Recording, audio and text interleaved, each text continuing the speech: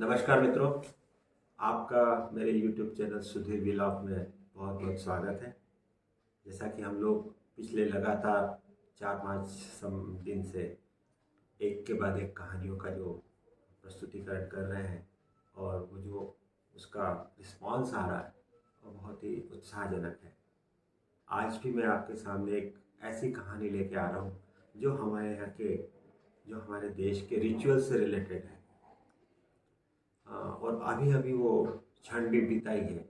सब लोगों को पता ही है कि देवशयनी उससे देव उठनी एकादशी के बीच में हमारे यहाँ 4 महीने का जो व्रत साधना का पर्व रहता है। इन 4 महीनों में लोग बाग कई प्रकार के व्रत करते हैं, कई प्रकार की चीज़ों को त्याग करते हैं, कई चीज़ें ऐसी रहती है जिसका वो सेवन नहीं करते।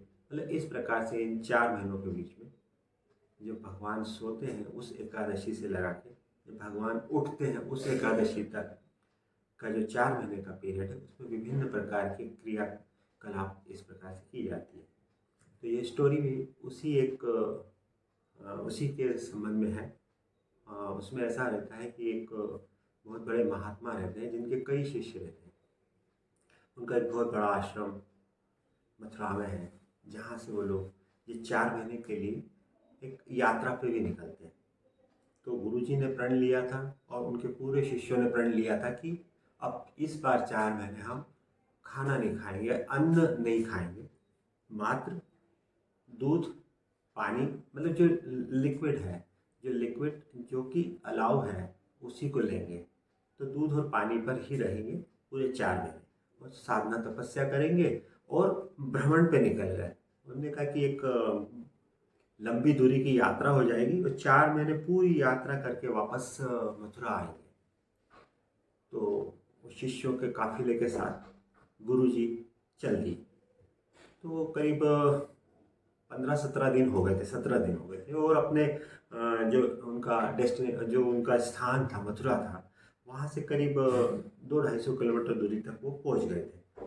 तो वो एक गांव में रुके। तो गांव के बहुत सारे लोग आए क्योंकि वो गुरुजी का वहाँ बड़ा पहले से ही पता था उनके बारे में कि बड़े ज्ञान वाले हैं और बड़े चमत्कारिक हैं और बहुत ही सिद्ध महात्मा है।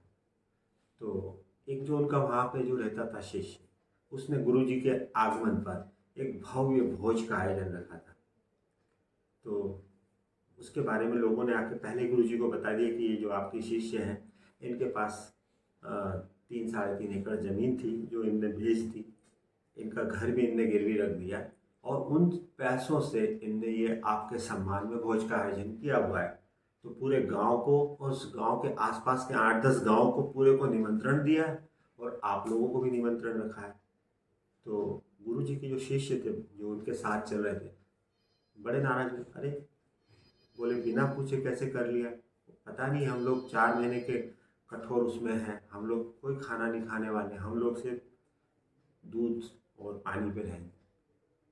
तो वो शिष्य भी आया दोपहर 12:30-1 बजे के लगभग, गुरुजी के चरणों में झुका, नमस्कार करा और कहा महाराज चलिए, आप जब शुरू करेंगे तभी ये सब लोग करेंगे, गांव वाले करेंगे, आसपास के लोग करेंगे और मैंने आपके लिए आपके सम्मान में इसको रखा है।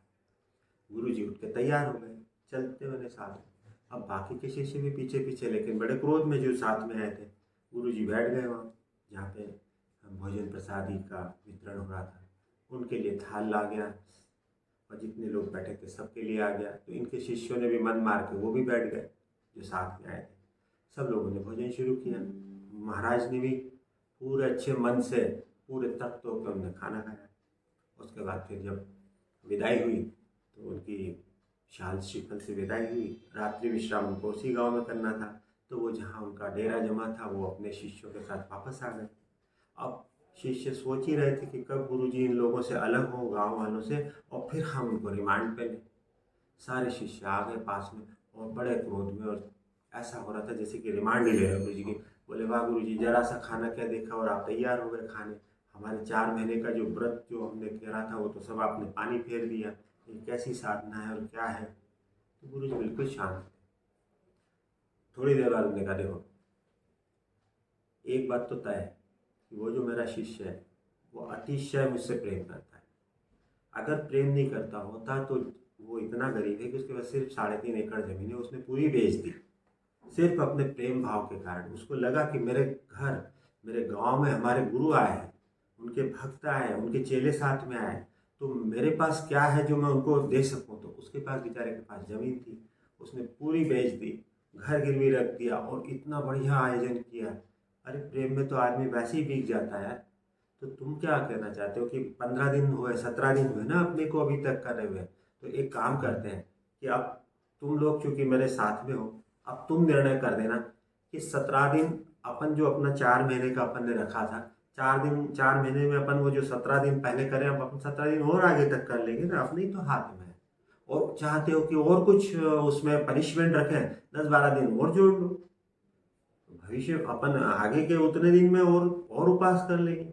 लेकिन उसके प्रेम का तो महत्व समझो। तब लोगों के समझ में आई, तब उनके शिष्यों के समझ में आई कि यार गुरु जी कितने महान हैं कि उसके लिए अपना व्रत भी तोड़ दिया, सब कुछ भी तोड़ दिया, और प्रेम के साथ, ऐसा भी नहीं कि कुछ हो। तो मित्रों, मेरा यही कहना है कि ऐसे जो हम नियम ले लेते हैं, बहुत कठोरता के नियम ले लेते हैं, लेकिन ऐसे नियम जब कभी कहीं प्रेम वगैरह की बात आए तो उनका मूल्य उस प्रेम की तुलना में 2 कौड़ी का है। तो इसलिए साथियों, इस कहानी को आप सुने और इस पर भी प्रतिक्रिया आप देंगे, ऐसा मुझे पूरा विश्वास है। धन्यवाद। नमस्कार।